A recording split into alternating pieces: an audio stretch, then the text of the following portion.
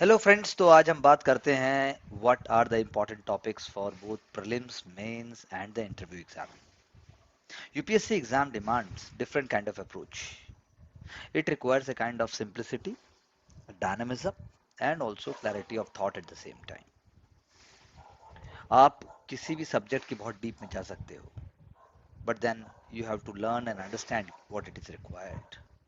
आप एक दिन में 10 पेज भी पढ़ो, लेकिन if you are not doing it correctly it will not help. और एक दिन में अगर आप 50 पेज भी पढ़ते हो, but if you are doing them correctly it may help, or probably it will help. So the demand, the clarity, the simplicity, and your ability to see beyond what is seen would decide करता है कि how you are preparing your notes, what you are doing. That is why we will also be doing the same way. जहाँ जहाँ पर ज़रूरत है, there we will be bringing different kind of elements, different kind of ideas. Our goal is to be more precise, like surgical strike for the exam. General Studies Paper 1, Paper 2, Paper 3, Paper 4, and even for optional, and wherever possible, we will give insight for uh, different subjects also. So let's start and understand what is there. Today, when we are picking up Indian Express first, so there are some elements which we must see from the mains examination perspective and also for the prelims exam. For example, National Panchayat Awards 2023. So the question is not that you must know all the award names. Deen Dayal Upadhyay Panchayat Satat Vikas Puraskar. Satat yani continuous development. Nanaji Deshmukh सर्वोत्तम पंचायत सतत विकास पुरस्कार, ग्राम ऊर्जा स्वराज विशेष पंचायत पुरस्कार, carbon neutral विशेष पंचायत पुरस्कार. So Nanaji Deshmukh, Deen Dayal Upadhyay, they are legends and role models and personalities for India. You must know about them a bit. फिर उसके बाद क्या हो रहा है? और poverty free and enhance livelihood panchayat, child friendly panchayat, water sufficient panchayat, clean and green panchayat, women friendly panchayat. अरे भाई, आपके एसए के लिए सारे के सारे थीम्स, कितना ही फिलोसफी का एसए आया है, एथिक्स का एसए आया है और ये आया है, बहुत सारे एलिमेंट्स आपको डायरेक्टली यहाँ मिल गए. क्वेश्चन ये उठता है, क्या आप एक मिनट से पहले ये सब बोल पाएंगे? बोल तो कोई भी लेगा इसको, चाय पीते हुए, कहानी सुनाते हुए. Question is that with in the pressure time when the exam requires it, क्या आप इतने सिंपल, इतने सूक्ष्म हो सकते हो?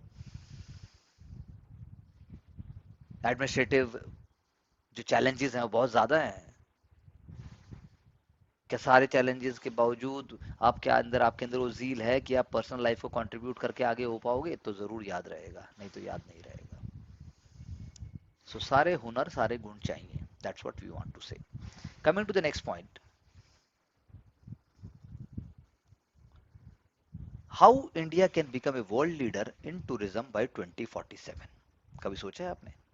क्योंकि अब 2047 का थीम है.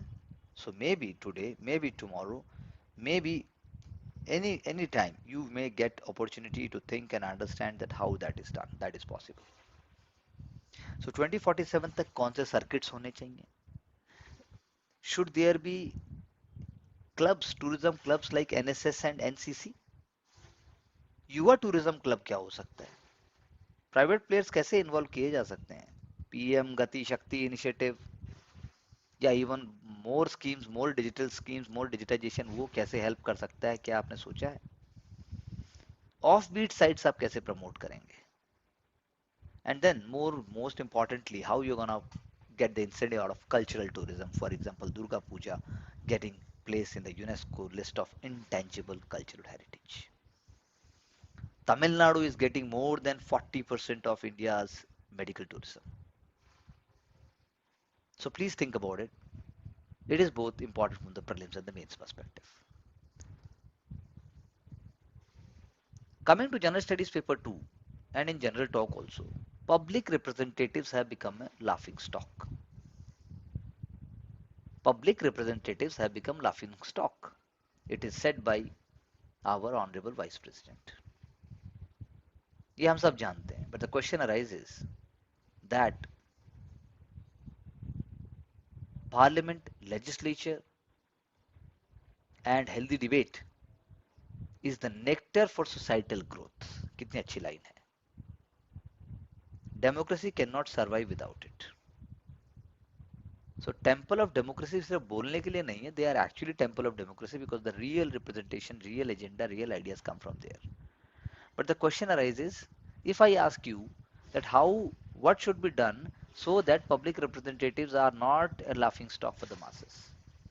How masses can go for choosing right representatives? सोचा है आपने?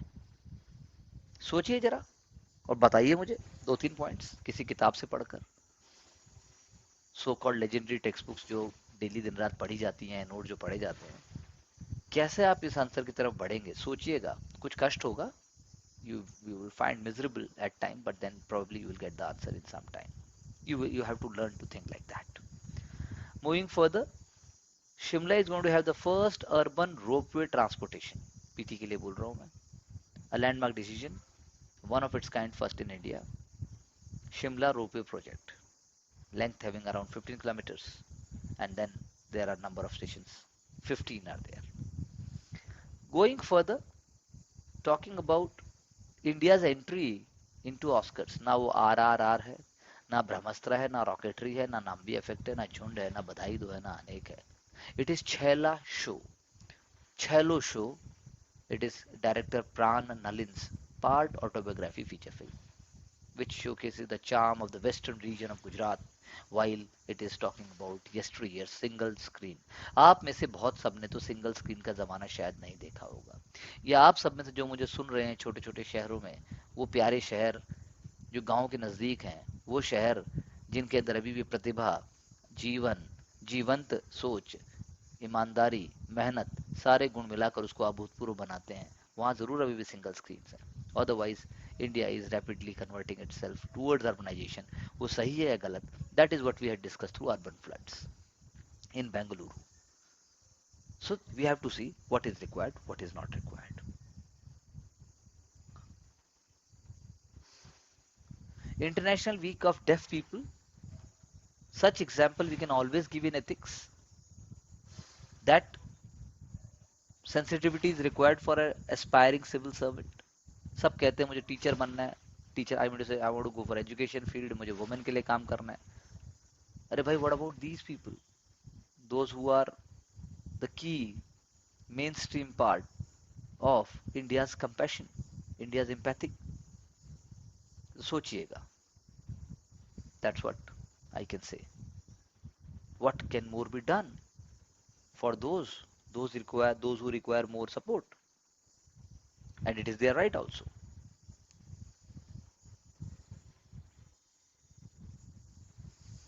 Coming further, when we talk about general studies paper 2, we have been debating about the hijab.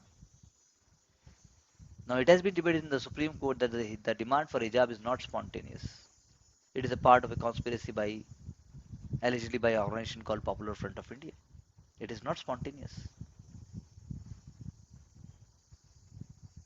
because if the government would not have acted the way it came out with an order, then it would have been said that the government failed to carry on its activities.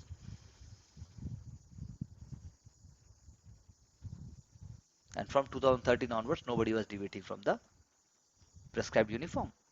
And even we have seen in a country like Iran, they are fighting against hijab, they are revolting against hijab. So the question is not of the question is not of saying that hijab is an essential part of Islamic culture or not. That is not the question. The question is what is happening in the school because of the dress conduct.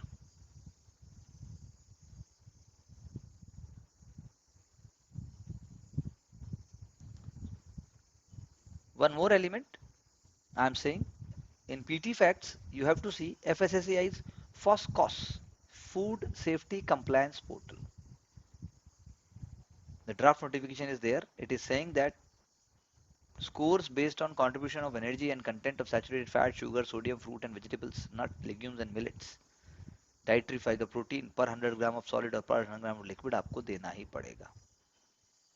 Score will be given,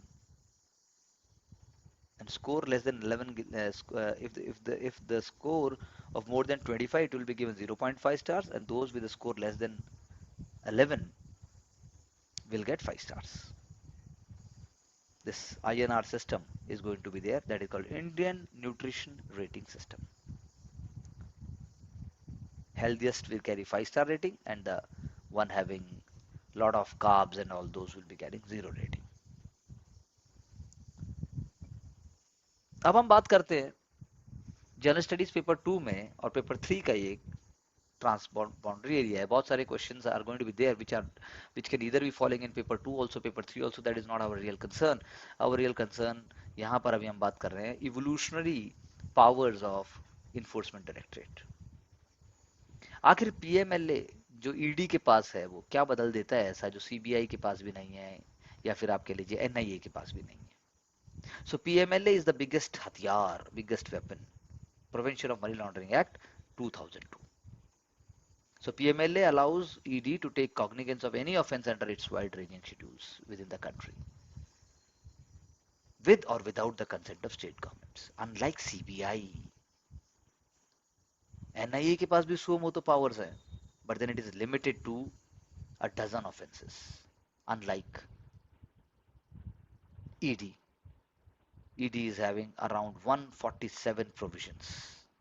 sweeping powers are there. Terrorism है, wild animal है, copyright है, false trademark है, corruption तो obviously is the benchmark, power to arrest and attach properties, stringent bail conditions.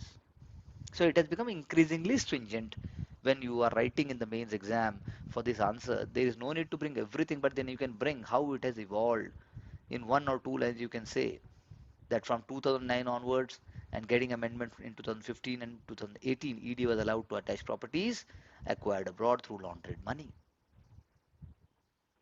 And the government allowed ED to attach properties earned directly or indirectly through criminal activity, even if it is relatable. Even if it is relatable. So the statement which is recorded before an investigating officer is admissible in the court of law as evidence. Other laws that contain such provision such as TADA POTA वो तो repeal हो गए, लेकिन PMLA में तो है. And then no grant bail can be given to an accused, okay, unless he is it is convinced that prima facie no case can be made out. ये provision supreme court ने गिरा दिया था, लेकिन उसके बाद जो है सारे के सारे जो आई शुड से जो provisions हैं, they were given validity and including strict bail conditions. इससे क्या हुआ? इससे हुआ कि that a person can be behind bars without bail for offenses that is attracting punishment 2 से 7 साल तक. इसीलिए प्रोसेस ही अपने आप में पनिशमेंट हो गया. जब तक आपकी बारी आएगी उससे पहले ही आप जेल में सड़ दोगे. तो ED has become, ED is attacking with more ferocity. ED is expanding its scope. Number of cases it is, you know, it is registering more than 10,000 crores. Not 10, I should say 100,000 crores. Around 100,000 crores value of attachment it has done. कहा जाता है कि it is targeting only opposition and political parties. No, because it is taking cognizance of an offense already registered by the CBI and state police.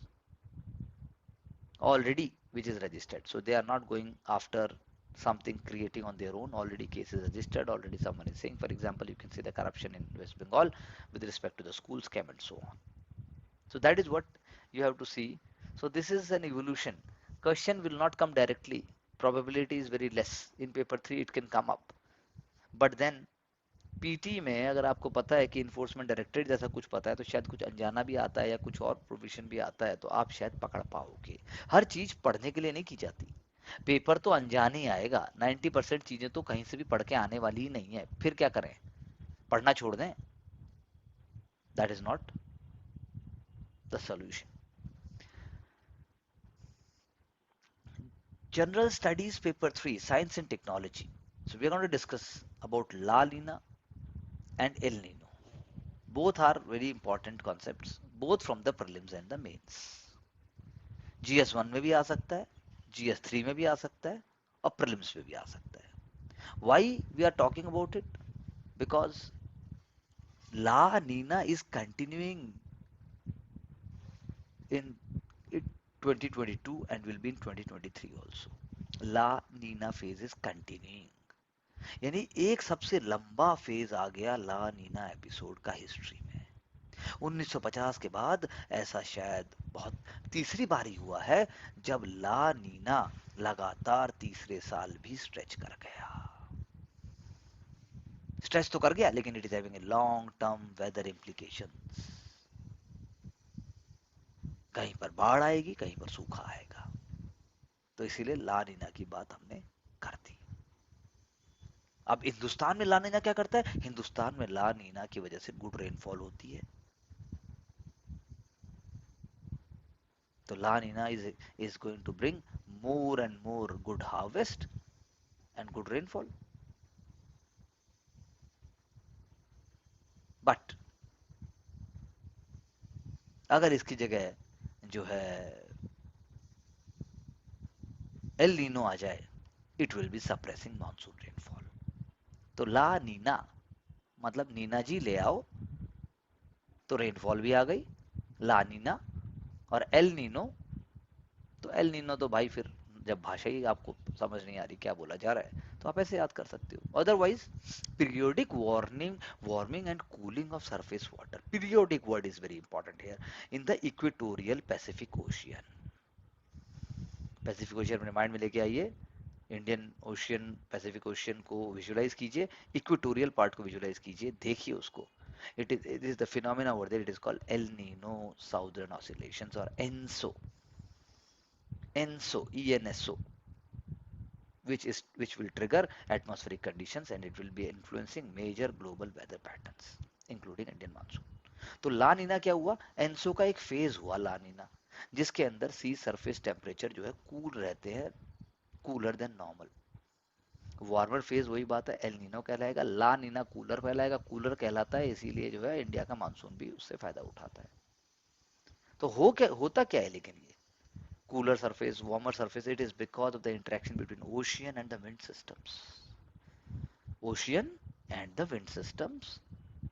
तो ला नीना हो गया, El Nino हो गया। कहा जाता है कि एल नीना हो चाहे ला नीना हो, typically it will last about 9 to 12 months। मार्च और जून में चालू करेंगे और उसके बाद अगले साल, मतलब मार्च और जून में चालू हुआ और उसके बाद जो है वो विंटर में स्ट्रांग रहेंगे और अगले साल मार्च तक गायब हो जाएंगे। लेकिन कई बार लंबे समय के लिए भी चल सकते हैं, जैसे रिसेंट ईयर्स में as I told you, El Nino in 2015-16 it spread over around 1.5 years. One of the longest El Nino was there. उसको कहा गया था गॉडजिला एल नीनो, क्योंकि हाई इंटेंसिटी का बना रहा वो। और अभी वाला जो ला नीना मैंने शुरू में आपसे कहा, ये भी बहुत लंबे समय तक चल गया है। ये सितंबर 2020 में चला था। It has prevailed over 24 months, more than 19 months. So that means it, इसलिए इसको कहा गया ट्रिपल ला नीना। 9 महीने रहना चाहिए था ना भाई, तो 3 बार हो गया, 24 हो गए। लेकिन इसका मतलब मैं ये नहीं कहना चाह रहा हूँ कि ला नीना होगा तो उसका मिरर इमेज एल नीनो बन जाएगा। तो El Nino are more frequently and they are more impactful weather. La Nina जबकि थोड़ा लंबा होता है, इसीलिए मल्टी ईयर ला नीना जो है they are sometimes visible. But El Nino तो सिंगल ईयर में जाएगा, ला नीना ज्यादा लंबा हो सकता है, एल नीनो नहीं होगा ऐसा। That is why La Nina जो मतलब that is why you can say La Nina have stretched more than 1 year, more than once, twice, including thrice. जबकि 75% of El Nino events they have ended within a year. So कोई भी El Nino तीसरे साल में नहीं घुसा है। अरे भैया घुस भी गया भारत के लिए तो गड़बड़ हो जाएगी। एल नीनो अगर 3 साल चल गया तो भारत का मानसून तो गया काम से। इन्फ्लेशन भी, मानसून भी, प्रोडक्शन भी, horrible crisis. So that is why La Nina can prolong, but El Nino doesn't. But then this La Nina, which has prolonged, is very different from the previous two La Ninas, which have been 3 times. 3 3 साल तक जो पहले La Nina रहे थे उससे तीसरा बड़ा अलग है, क्योंकि they were preceded by strong El Nino. उनसे पहले strong El Nino था और इसीलिए आप कह सकते थे कि वो ला नीना इसलिए हुए कि जो हीट जमा हो गई थी ओशियन में वो ज्यादा थी एल नीनो की वजह से, इसीलिए लॉन्गर समय लगा उस हीट को खत्म होने में। क्योंकि लेकिन इस केस में तो ऐसा नहीं है। द थर्ड टाइम इस ला नीना के केस में जो है पीछे इसके स्ट्रॉन्ग एल नीनो नहीं था, इसीलिए इतनी गर्मी नहीं थी। फिर क्या हुआ भाई? तो इसका मतलब El Nino is not the only factor behind La Nina. यानी ENSO conditions they are ENSO conditions are only one factor for good monsoon in India. और भी वेरिएशन हो सकते हैं लोकल लेवल के ऊपर मानसून के। हुए ना भैया इस बार, राजस्थान डूबा, बड़ौदा डूबा, बेंगलोर डूबा, और पाकिस्तान तो पूरी तरह से डूब गया। यूनाइटेड स्टेट्स में इस लंबे लानिना के कारण ड्राई विंटर्स हो गए हैं। ऑस्ट्रेलिया इंडोनेशिया में बाढ़ आ गई है।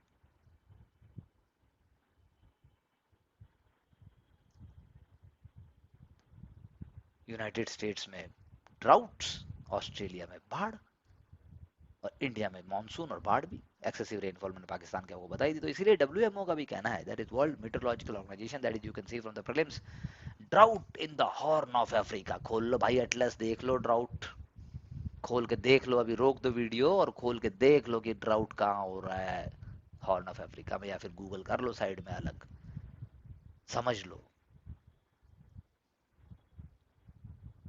तो अबो एवरेज रेनफॉल तो हो गई, लेकिन कहीं ड्राउट भी हो गया।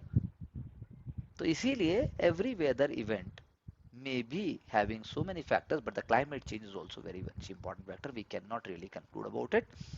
El Nina or La Nina, El Nino or La Nina, they are not very regular. They sometimes emerge.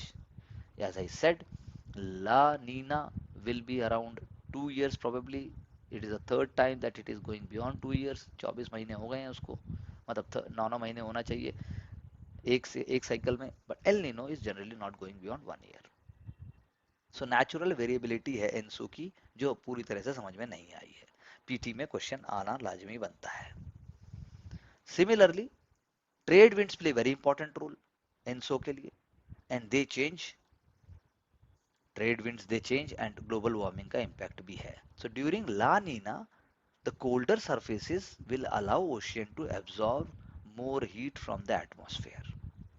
इसीलिए एयर टेम्परेचर जो है कम हो जाएगा और कूलिंग इफेक्ट हो जाएगा। इसकी वजह से आप कह सकते हो थोड़ा बहुत ग्लोबल वार्मिंग भी थोड़ी कम होगी। But then La Nina's cooling influence is not going to stop global warming. It can only temporarily lower the speed. It is not going to halt the long term warming trend. ये बस मैं आपको कुछ भाषाओं में समझा सकता हूँ। प्रीलिम्स में ऑलरेडी ला नीना और एल नीनो पर क्वेश्चन आ चुका है। मेंस में भी आने के पूरे चांसेस हैं, पहले भी आप देख सकते हैं। Coming to a very important question which is there with respect to a commission set up by the government of India, जो करने जा रही है with respect to the question of giving Dalit six, मतलब दलित सिक्स बुद्धिस्ट को तो reservation है, लेकिन दलित मुस्लिम एंड दलित क्रिश्चियंस को रिजर्वेशन नहीं है। तो इस बारे में हमने पहले भी चर्चा की थी। Then the question from sociological perspective is that, इसके लिए जब बात हुई थी कि इसके लिए डेटा होना चाहिए, तो एनएसएसओ यूनिट लेवल डेटा जो है उसके क्राइटेरिया है। मैं क्राइटेरिया आपको बता देता हूँ। क्राइटेरिया जैसे relative economic status, population in poverty or affluence, intra-community differences between Dalit and non-Dalits, average level of consumption, occupational structure और educational level।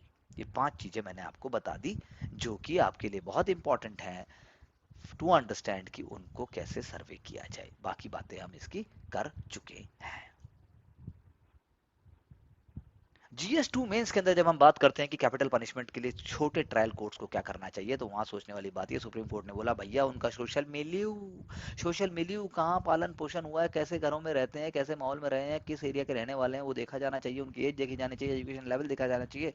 और कन्विक्ट ने कभी कोई ट्रॉमा तो फेस नहीं किया है लाइफ में, फैमिली सर्कमस्टेंसेस क्या रहे हैं, साइकोलॉजिकल इवेल्युएशन कन्विक्ट का करना बहुत जरूरी है, तब उसको डेथ पेनल्टी दी जानी चाहिए। ये नहीं कि बस मुंह उठाया, मीडिया ट्रायल हुआ, तो और पेनल्टी के लिए बात हो गई। इससे समय वेस्ट होता है, इससे डिसहार्मनी बढ़ती है, इससे चीजें गड़बड़ होती हैं।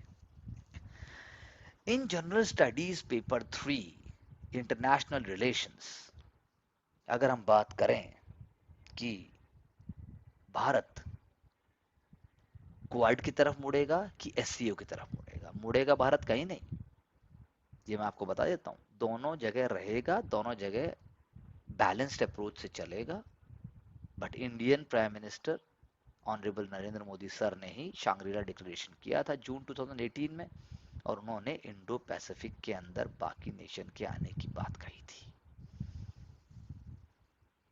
उन्होंने कहा था कि जिनका स्टेक है वो आइए, शांग्रीला डिक्लेरेशन में उन्होंने कहा था। सो द गोल इज, जब चाइना हमें एग्रेसिव स्टैंड के साथ बार बार तंग करेगा, then India also will be looking for positive alternatives and options. So it is a necessity for India also and for the Western world, because India believes in plurilateralism. India believes in plurilateralism. प्लूरीलेटरलिज्म यानी वो doctrine जिस doctrine के अंदर India जो है सबको साथ लेके चलने की बात करता है। अगर एससीओ में रशिया चाइना है तो क्वाड में जापान यूएस है। Multipolar world. India is not wanting कि रशिया जो है साइडलाइन होके खत्म हो जाए या वो डाउन हो जाए। There is a logic behind it, because India has seen the Western hegemony. India has been through the colonial world. India knows that the international world order, क्या बोल रहा हूँ मैं, international world order led by IMF, led by World Bank, led by United Nations, led by WTO, they all are the Western institutions which are having their own hegemony, which are having their own way of dominance. तो वो भी अपने आप में एक formidable challenge है, नए institution ऐसे ही क्रिएट नहीं हो जाते। So India is part of Indo-Pacific Economic Framework. Indo-Pacific Economic Framework. India wants to leverage its position in the future, and also India is knowing that the time is different. It do not. It is part of the digital economy of the world. BRICS के भी अपने role हैं, इसीलिए BRICS for example. So BRICS में China is a model, because China is the first non-Western power which is taken seriously by the West. Japan, you cannot see Japan and China in the same light, because Japan has been, after the Second World War, it went on to grow, become an industrialized nation, but then its role in the international affairs had been dictated and guided by certain conditions, जो कि अब बदल रही हैं। और Russian dependence से India अपने आप को अलग नहीं कर सकता, because of the military, because of civilisational ties and so on. That is why plurilateral doctrine ये कहती है that if we want, unless we diversify our supply, then Russia will remain our key partner. That is why India took part in the Vostok military drill. अब देखना side में अपने Atlas खोल के बैठिए, Azerbaijan, Algeria, Armenia, Belarus, Kazakhstan, Kyrgyzstan, China, Laos, Mongolia, Nicaragua, Syria, Tajikistan, सारा world आ गया भाई इसमें। आपका लाओस भी ईस्ट एशिया से आ गया, और मंगोलिया ऊपर से आ गया, निकारागुआ आपका लेटिन अमेरिका और सेंट्रल अमेरिका के आ गया, सीरिया आपका इधर से आ गया, तजाकिस्तान भी आ गया। So it was not appreciated by US, but still we did it. So that is why West need to understand that India needs Western support, but the India also needs to understand that West needs it. तो किसको कौन ज्यादा क्या चाहिए? Waste को India की ज्यादा जरूरत है कि इंडिया को वेस्ट की ज्यादा जरूरत है? इंडिया को स्ट्रांगली फर्मली ग्रो करना ही पड़ेगा, जैसा वो कर रहा है। उसको डिफेंसिव एटीट्यूड छोड़ के it has to be more aggressive, more diplomatic, more powerful. So it will depend. Russia also, if Russia fails to deliver, if Russia becomes weak, then China, it will be dependent upon China, and then long term में India को उसके भी नुकसान हो सकते हैं। And then it is not that teeth lip relationship नहीं है, जो बोल दिया वैसा ही होगा, चीजें बदलती भी हैं। So Quad is an element over there, ये हम ऐसा कह सकते हैं। तो क्वाड और एससीओ उनका अपना रोल है, आपको ब्रॉड वे में देखना पड़ेगा। बाकी भी मल्टीलेटरल आप देखिए, जो हम time to time we have discussed. For example I2 U2 is another example for that. तो ये पीटी और मेन से हम यहाँ पर कह सकते हैं। सिमिलरली अगर हम और देखें that what else is there with respect to both prelims and mains, तो हम सबसे पहले एक आर्टिकल की बात करते हैं जिसमें हमें देखना है दैट इंडियन फॉरेन पॉलिसी, जो अभी हमने जनरल स्टडीज पेपर 3 की बात की, उसमें हमने बात की कि how India is an important, so India, I am giving you a question that India is leaving non-alignment or India is creating a new version of non-alignment. India believes in dialogue, diplomacy, and democracy, but then India is doing a mistake by not aligning with certain powers, or it is having multiple engagements for the future.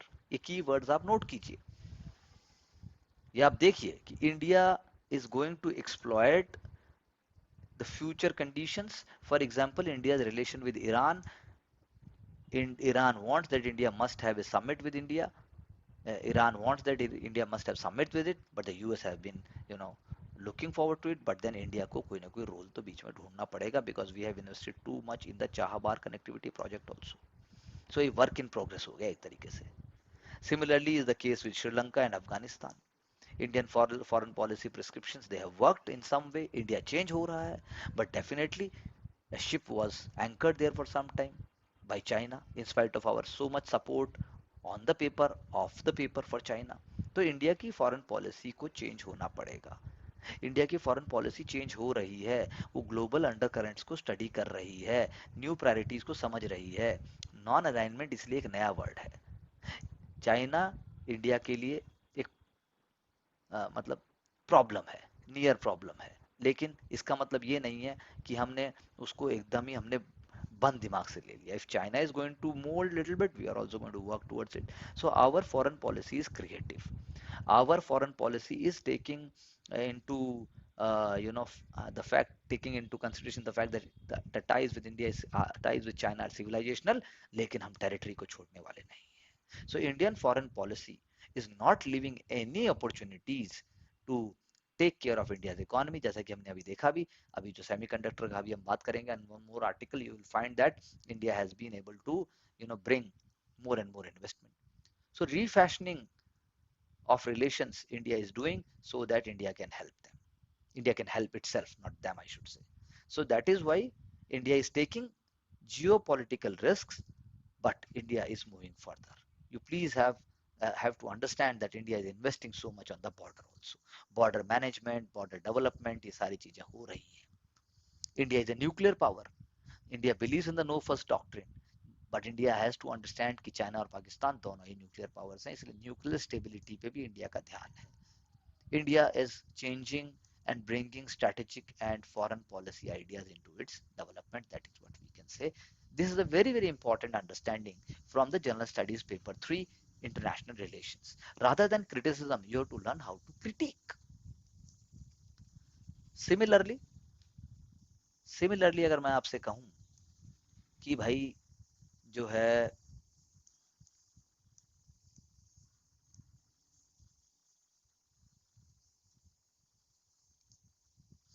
कि जो semiconductor general studies paper 3 की economic angle से अगर मैं आपसे कहूं कि semiconductor जो अभी हमने बात की थी, that new you know I should say investment has been made, जिसकी इतनी चर्चा हुई है कि महाराष्ट्र को नहीं मिला भाई, और वो मिल गया आपके गुजरात को. तो क्या मिली? इंडिया की first silicon fabrication plant, fab. पर फैब की भाई जरूरत कितनी है ये भी देखनी पड़ेगी. 20 बिलियन, $20 बिलियन. तो प्रोजेक्ट में होगा क्या, जो सिलिकॉन है उसको उसके वेफर्स बनाए जाएंगे, और उसके बाद डिफरेंट स्टेजेस हैं उनके माइक्रो प्रोसेसर बनाने के, वो बाद में कंप्यूटर के चिप के ऊपर भी यूज होगा, सोलर मॉड्यूल्स पे भी यूज होगा. बट द क्वेश्चन ये नहीं है कि क्या प्रोसेसिंग भी यहीं होगी, ये क्वेश्चन मतलब थोड़ा सा नहीं समझा जा रहा है अभी. इट इज बिलीव दैट वो सिर्फ वेफर बनाएंगे, प्रोसेसिंग तो दूसरे लोग करेंगे. सिलिकॉन बना देगा, दूसरों को बेच देगा. तो महाराष्ट्र इज कंप्लेनिंग कि भाई हम तो लुट गए, हम तो बहुत कुछ दे रहे थे, हम तो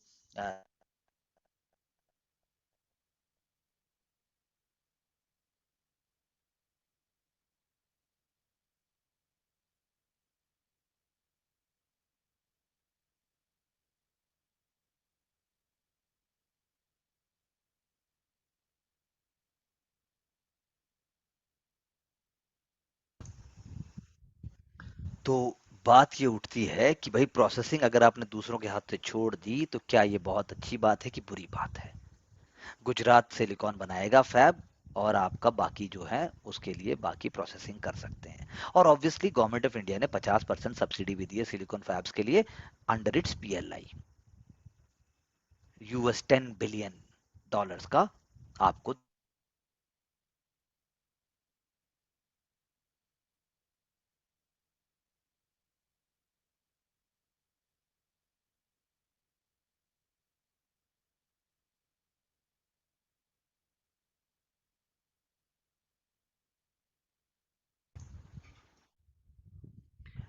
क्योंकि क्वेश्चन ये उठता है कि भाई आखिर वेदांता को सिंगल प्रोजेक्ट जिसमें $20 बिलियन लग रहे हैं, $20 बिलियन लग रहे हैं, उसके अगर वही सारा का सारा 10 प्रोविजन का खा जाएगा तो बाकियों का क्या होगा? अगर 5 और फैब आ गए तो भाई हमें तो जो है $10 बिलियन की हम सब्सिडी दे रहे थे, हमें तो $50 बिलियन देनी पड़ेगी 50% सब्सिडी के हिसाब से, यानी 80,000 करोड़ एक वेदांता को मिल गई। तो पूरा का पूरा मनरेगा ले गया वो तो एक ही बार में, तो प्रायोरिटीज कहाँ गई हमारी? इसीलिए प्रधानमंत्री जी ने रेवडी कल्चर से लेकर और बाकी बातें और वेलफेयर सब्सिडी की बात की और वेलफेयर कल्चर की बात की। सो वाई द क्वेश्चन अराइजेज कि हमें क्या जरूरत है इनॉर्मस इतना सम डालने की कैपिटल इंटेंसिव प्लांट्स के अंदर जो कि बहुत कम जॉब क्रिएट करेगा? हम इंपोर्ट क्यों नहीं कर लेते सिलिकॉन वेफर्स को, और प्रोसेस करके हम डाउन स्ट्रीम यूनिट्स में हम क्यों नहीं डाल देते डायरेक्टली? इंडिया को कोई कंपेरेटिव एडवांटेज तो मिलेगा नहीं फैब के अंदर। 50% सब्सिडी ऑलरेडी हम दे ही रहे हैं, इंडिया कॉम्पिटेटिव चिप डिजाइन में है, ज्यादा जॉब होंगी, ज्यादा इंडस्ट्री आगे बढ़ेगी। तो भाई ये मेरा एक क्वेश्चन है, मैं ये नहीं कह रहा गवर्नमेंट ने ऐसा क्यों किया, ये this question can be asked to you in the interview also. कौन सा प्लांट 2 दिन में बनने वाला है भाई? जब तक आप इंटरव्यू दोगे तब तक तो कुछ होगा भी नहीं। सिलेक्शन के बाद हो सकता है आपकी पोस्टिंग गुजरात काडर में हो जाए, वहीं आप डिस्ट्रिक्ट में, फिर आपके डिस्ट्रिक्ट आप उसी डिस्ट्रिक्ट में पोस्टेड भी हो सकते हो, आईएएस बनकर, आईपीएस बनकर, आईआरएस बनकर, रेलवे मिला तब भी हो सकती है पोस्टिंग तो। So that is why major US companies वो फैब नहीं बनाती हैं भाई। चाहे क्वालकॉम हो, चाहे ब्रॉडकॉम हो, चाहे निवीडिया हो, वो ऐसे प्रोडक्ट्स बनाती हैं, वो ऐसे करती हैं जो कि मतलब कि उन्हें बाद में सोफिस्टिकेटेड चिप्स बनानी पड़े। इंडिया भी माइक्रो प्रोसेसर बना सकता है, महाराष्ट्र बाद में माइक्रो प्रोसेसर बनाने की बात करे, चिप्स बनाए, फैब को बनाने दो गुजरात को। अब सिक्योरिटी इशू भी एक कंसर्न है।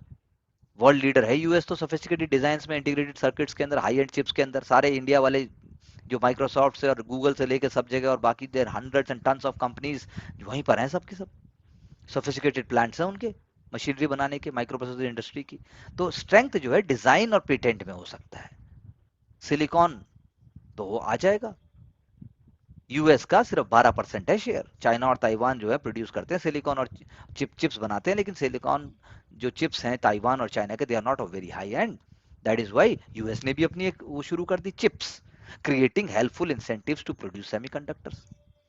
और उसने भी फंडिंग दे दी, बिलियन सब्सिडी दे दी इतनी। अब यूएस सब्सिडी देगा, हम भी देंगे, तो भाई वहां जाएगा माल तो, और हमारे पास भी आएगा, लेकिन हमें जरूरत क्या है इतनी? तो हम ये नहीं कहते कि भाई ऐसा नहीं होना चाहिए, but the only time will tell that whether it is going to be an amazing job creator और नॉट। ये मैं आपसे एक बात तो मैं ये कहना चाहता हूँ as far as general studies paper 3 is concern for economics. जब हम बात करते हैं बाकी, फॉर एग्जाम्पल मैं आपसे बात कर रहा हूं अभी कि हरियाणा में रिसेंटली कंटेंशियस इशू था that Haryana wanted to set up a separate body for managing its own gurdwaras. SGPC manage कर रही थी।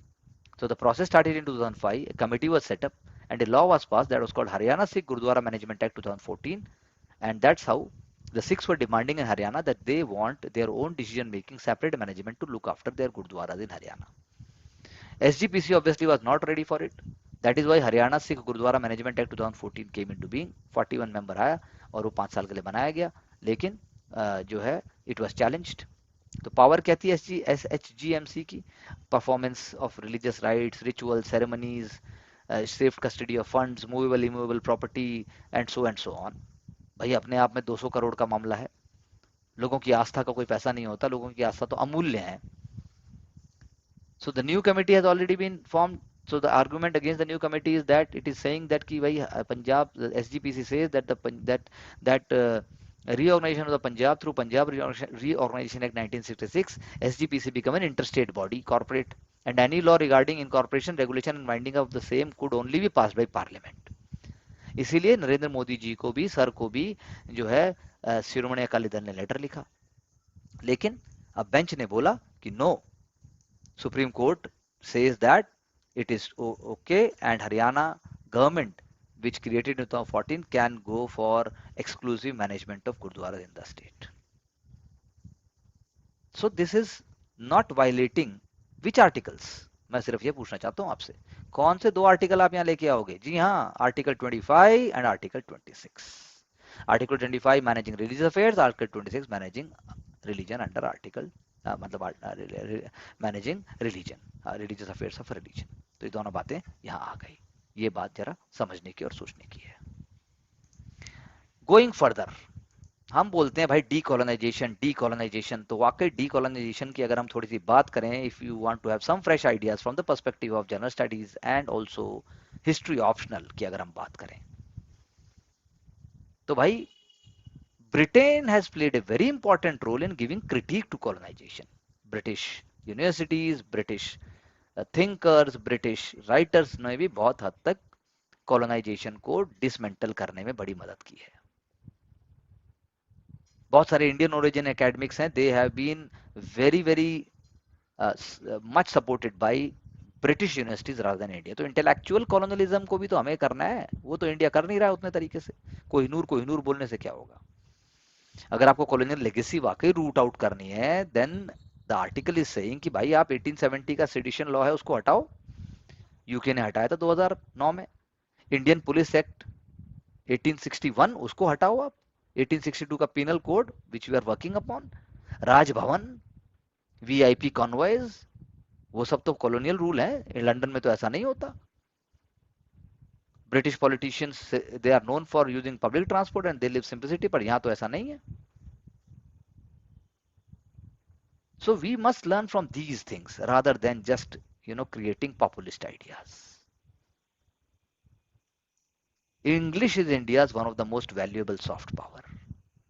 In 2022, there are more than 1,18,000 Indian students in UK. And then there are several Indian origin Indian industrialists, and do not forget about Rishi Sunak. Indian nationals are the second largest group after the British nationals working in the Britain's National Health Service. तो इसीलिए बात वो कीजिए जो हो सके.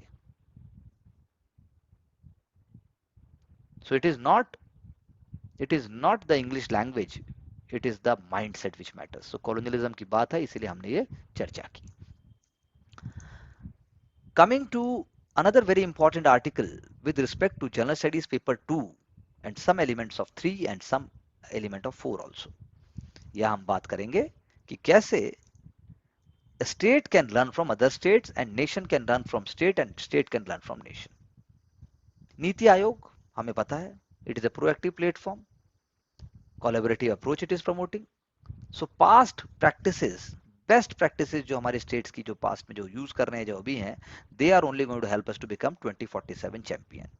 For example, Project Excel Gujarat government का है, empower करेगा यूथ को, orphan को, minority community को, farm value chain invention skill employment and so on. दूसरा new age IT platform Karnataka government का है जिसका नाम है fruits, farmer registration and unified beneficiary information system. Note कर लो.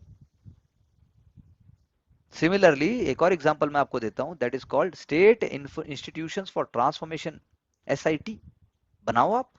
जैसे नीति आयोग है वैसे आप एसआईटी बनाओ. तो कर्नाटका स्टेट गवर्नमेंट ने बनाया एसआईटी के. क्या करेंगे वो? अभी इतने बड़े बड़े आप एक एक पेज के ऐड देखते हैं, कभी उड़ीसा के कभी पंजाब के. गैल्वनाइज करेंगे पार्टनरशिप को, रिसोर्सेज को, आइडियाज को. इंक्लूसिव ग्रोथ पे इसी साल मेंस में क्वेश्चन आया है. तभी आप मीडियम टर्म में एसडीजी 2020 और लॉन्ग टर्म में 47 में आप कुछ कर पाओगे. So SITs, state institutes for transforming ideas या state institutes for transformation, they are the key drivers across think tanks, across private sector, across civil society and so on. इसके लिए आप अगर एक और कीवर्ड बोलूं, सेतु बनाइए.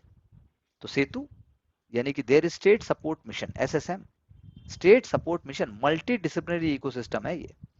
और ये किसके थ्रू चलेगा? सेतु के थ्रू चलेगा। तो नीति आयोग जब बोल रहा है कि state economic transformation unit establish करके हम चेंज कर सकते हैं, जिसको आप सेतु कह रहे हो, तो सेतु जो है they will be providing expert services, यानी कैटलिस्ट हो जाएंगे, यानी वाइटल रोल प्ले करेगा scaling technologies, effective delivery, welfare projects. तो आप जरा सोचते, बात करते करते, can you please make out and think कि 5 ईयर प्लान में ऐसा हो पा रहा था क्या? प्लानिंग कमीशन ऐसा कर रहा था क्या?